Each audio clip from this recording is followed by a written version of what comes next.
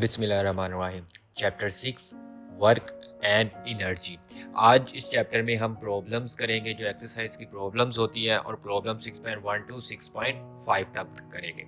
A man has pull a card throughout 35 metre. मतलब एक आदमी है जो एक कार्ड को फोर्स लगा के खींच रहा है, पुल कर रहा है, और उसका जो डिस्टेंस कवर करता है 35 मीटर, और उस पर वो जो फोर्स लगा रहा है वो 300 न्यूटन की है। तो find the work done by the man, और इंसान ने उसके ऊपर कितना काम किया है, वर्क डन हमने कैलकुलेट करना है। गिवन डाटा डिस्टेंस आपके पास ऐसे रिप्रेजेंट करते हैं, वो आपके पास 35 मीटर है। फोर्स उसने आपको दिया है 300 न्यूटन, और इसमें जो फाइंड हमने करना है वर्क डन, आपने फाइंड करना है वर्क डन को W से रिप्रेजेंट करते हैं। वी नो डैट, हमें पता है वर्क आपके पास इक्वल होता है F multiply by S। Putting the value, अब हम इसमें वैल्यू पुट करेंगे। W इक्वल टू फोर्स आपके पास 300 न्यूटन थी, और डिस्टेंस आपके पास 35 मीटर। तो W जब दोनों को मल्टीप्लाई किया तो आंसर आया 1500 जाउल, और वर्क आपके पास इक्वल आ गया 1500 joule. To a block weighing 20 newton is lift 6 metre vertically upward. मतलब आपके पास एक ब्लॉक है जिसका जो वेट है 20 न्यूटन है, और आप उसको ऊपर की तरफ उठा रहे हो। तो जब आप उसको ऊपर की तरफ उठा रहे होते हो तो यहाँ पे फाइंड क्या करना है, calculate the potential energy store in it, और उसके अंदर कितनी पोटेंशियल एनर्जी स्टोर होगी, ये चीज हमने फाइंड करनी है। Problem 2, given data weight of a block W equal to 20 newton, height H से रिप्रेजेंट करते हैं, वो उसने आपको दी है 20 मीटर। फाइंड करना है पोटेंशियल एनर्जी, इसको हम PE से रिप्रेजेंट करते हैं, ये चीज़ हमने फाइंड करनी है। वी नो डैट PE आपके पास जो इक्वल है वो mgh की होता है, और हमें और पता है कि W आपके पास mg के इक्वल है। तो पोटेंशियल एनर्जी अब आपके पास इक्वल होगी WH के, mg की जगह मैंने W प्लेस कर दिया। अब मैं इसमें वैल्यू पुट करूँगा तो PE आपके पास इक्वल आएगा 20 मल्टीप्लाई बाय 20। वेट भी 20 और हाइट भी 20, वेट 20 न्यूटन और हाइट 20 मीटर। पोटेंशियल एनर्जी इसका जो आंसर आएगा 120 जाउल। तो पोटेंशियल एनर्जी आपके पास इक्वल आ गई 120 जाउल। ये था second numerical. 6.3 a car weighing newton 12 kilo newton has speed of 20 metre per second. आपके पास एक कार है जिसका वेट है 12 किलो न्यूटन, और उसकी जो स्पीड है 20 मीटर पर सेकंड है। फाइंड इट्स काइनेटिक एनर्जी, और उसकी आपने काइनेटिक एनर्जी फाइंड करनी है। Given data weight of the car W equal to 12 kilo newton, kilo को मैंने कन्वर्ट किया सिंपल न्यूटन में, तो 12 को मल्टीप्लाई कर दिया थाउजेंड्स के साथ, तो आंसर आया 12 मल्टीप्लाई 10 की power 3 newton. Speed of the car उसने आपको दी है 20 metre per second. Kinetic energy हमने फाइंड करनी है। We know that kinetic energy आपके पास इक्वल होती है 1/2 mv²। इसको इक्वेशन 1 कह दिया। अब उसने वेट दिया हुआ है और वेलोसिटी दी है, तो काइनेटिक एनर्जी में तो 1/2 mv² मैथ्स आता है। तो सबसे पहले हम मैथ्स कैलकुलेट करेंगे। तो मैथ्स आपके पास जो इक्वल होता है W इक्वल टू mg। तो यहाँ से M इक्वल टू W/G। अब W और G की वैल्यू मैं पुट करूँगा, पुटिंग द वैल्यू, तो M इक्वल टू 12 मल्टीप्लाई 10 की पावर 3 डिवाइडेड बाय 10। G की वैल्यू 10 होती है। तो इसको सोल्व किया तो M इक्वल टू 1200 kg। अब मैं फ्रॉम इक्वेशन 1 को लूँगा और उसमें वैल्यू पुट करूँगा, पुटिंग द वैल्यू, तो 1/2 1200 और 20 का स्केयर, 20 उसने वेलोसिटी दी हुई थी, तो 20 का स्केयर 400 आ गया। तो आपके पास 2 को 1200 से डिवाइड किया तो 600 मल्टीप्लाई बाय 400, तो आंसर आपके पास आया 24। तो काइनेटिक एनर्जी आपके पास ये आ गई। 600 को आपने मल्टीप्लाई किया 400 से, तो काइनेटिक एनर्जी आ गई। तो काइनेटिक एनर्जी को अगर मैं उसकी पावर में लिखूँ तो 240 मल्टीप्लाई 10 की पावर 3, तो 10 की पावर 3 को किलो जाउल कहते हैं। तो ये था आपके पास numerical 3। 6.4 A 500 gram stone is throw up with the velocity of 15 metre per second. आपके पास एक स्टोन है जिसका जो मैस उसने दिया हुआ है 500 ग्राम है, और जब आपने इसको ऊपर की तरफ फेंका है तो ऊपर की तरफ जाते हुए उसकी जो वेलोसिटी है 15 मीटर पर सेकंड है।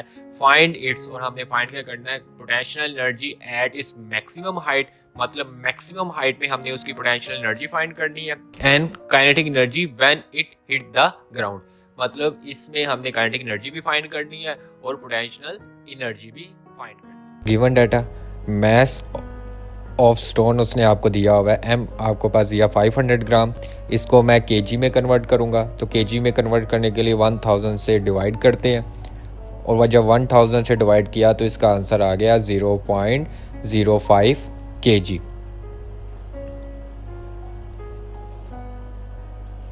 उसके बाद उसने वेलोसिटी आपको दी है, तो velocity 15 metre per second.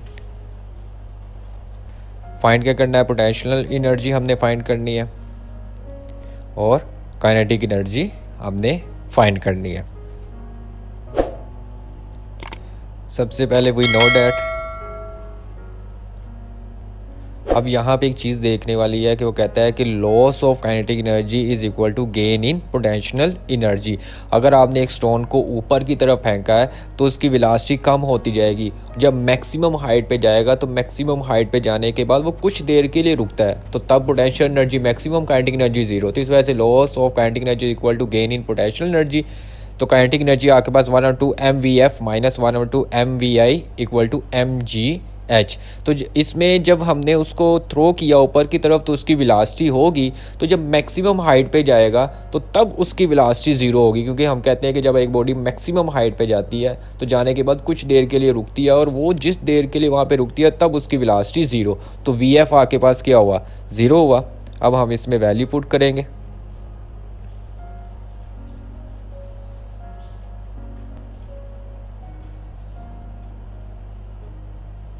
One over two 0.5 vf 0 minus 1/2 0.5 और vi mgh, वो चीज़ ज़ीरो हो गई। तो इसको सोल्व किया तो आपके पास आंसर आया माइनस 56.26 mgh, और mgh आपके पास पोटेंशियल एनर्जी के इक्वल होता है, इस वजह से मैंने उसको पोटेंशियल एनर्जी लिख दिया।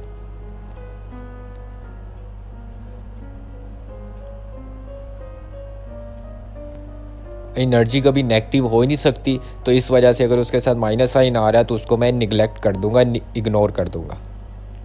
तो पोटेंशियल एनर्जी अब आपके पास जो इक्वल आएगी वो आएगी potential energy equal to 56.25 joule. Minus को इस वजह से निगलेक्ट किया क्योंकि एनर्जी कभी भी माइनस नहीं होती। अब हम इसमें काइनेटिक एनर्जी को फाइंड करेंगे, इसका बी पार्ट सोल्व करेंगे। काइनेटिक एनर्जी आपके पास इक्वल होती है 1/2 mv स्केयर, इसको मैंने इक्वेशन 2 कह दिया। अब इसमें वैल्यू पुट की 1/2, मैस उसने दिया हुआ था 0.5 और वेलोसिटी उसने दी थी 15 metre square, 15 square. Kinetic energy अब आपके पास इक्वल आएगी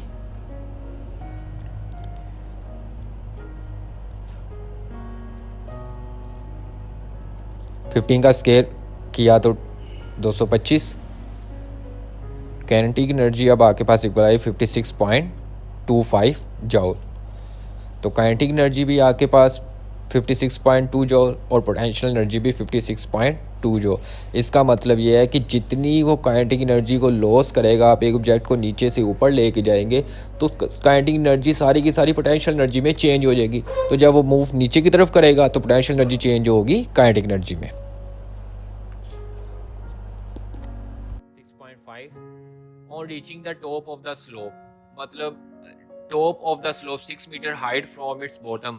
एक स्लोप है जिसकी हाइट 6 मीटर है ज़मीन से हाईएस्ट पॉइंट पे।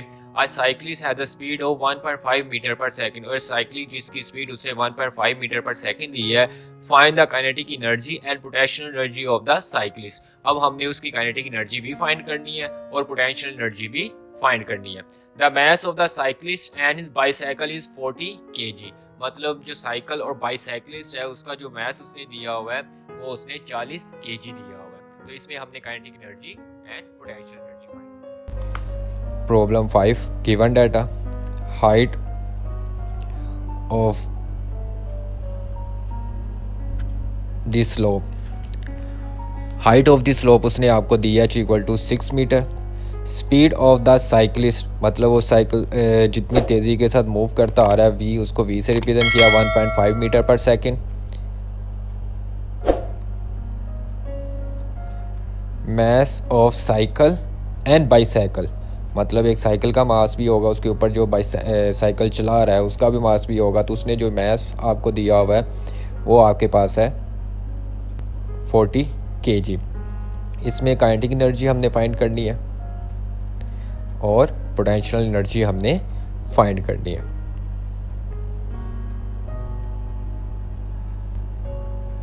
वी नो डैट सबसे पहले हम इसमें काइनेटिक एनर्जी को सोल्व करेंगे। 1/2 mv², इसको मैंने इक्वेशन 1 कह दिया। इसमें वैल्यू पुट की, पुटिंग द वैल्यू, तो काइनेटिक एनर्जी आपके पास इक्वल आ गई 1/2। मास उसने दिया था 40 kg और वेलोसिटी उसने दिया 1.5 का स्केयर। तो काइनेटिक एनर्जी अब आपके पास इक्वल आ गई 22 को 40 से डिवाइड कर दिया तो 20 और 1.5 का स्केयर 2.25 और इनको मल्टीप्लाई किया तो 45 जूल काइनेटिक एनर्जी निकल आई। वी आल्सो नो डैट कि पोटेंशियल एनर्जी आपके पास जो इक्वल होती है PE आपके पास इक्वल होगा mgh के। इसको इक्वेशन 2 कह दिया, इसमें वैल्यू पुट की तो PE आपके पास इक्वल है mgh और इसमें वैल्यू पुट की तो m आपके पास इक्वल आ गया 40, g आपको पता है 10 होता है और हाइट 6। इसको मल्टीप्लाई किया तो 2400 जूल। काइनेटिक एनर्जी 45 जूल और पोटेंशियल एनर्जी 2400 जूल।